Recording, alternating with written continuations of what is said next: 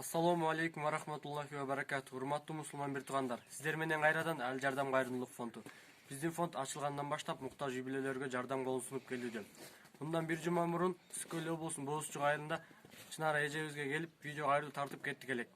Кайдыгер караган мусулман бир туугандардын жардамы менен биздин Сбербанк картабызга 60 миң сом, ал эми эл сом капчыгыбызга 19 миң сом чогулду.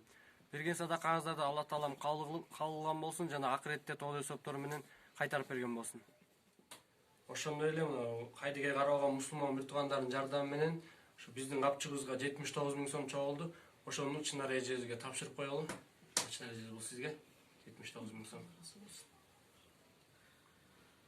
Жардам фондуна терең ыраазычылыкты билгизем. Аллахым силерден ыраазы болсун. Ишиңерге ийгилик. Ушу кайдыгер карабаган момун мусулман бир туугандарыма ыраазымын. Аллахым эки дүйнөнүн бактылыгын берсин. Күч кубат берсин, ишиңерге ийгилик. Кайда жүрсөңөр дагы аман болгула, бар болгула, бай болгула, эч нерседен кем болбогула. Аллахым силердин жолуңарды ачык кылсын. Мага кайрылган кайдыгер карабаган инсандарга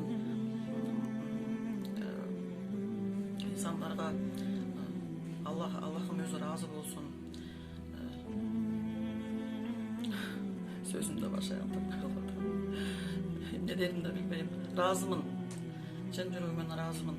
Баардыгыңыздарга рахмат. Баардыгыңыздарга ишиңерге ийгилик, үй бүлөңөр менен бактылуу болгула, бүйдө кырсыктан тышкары болгула.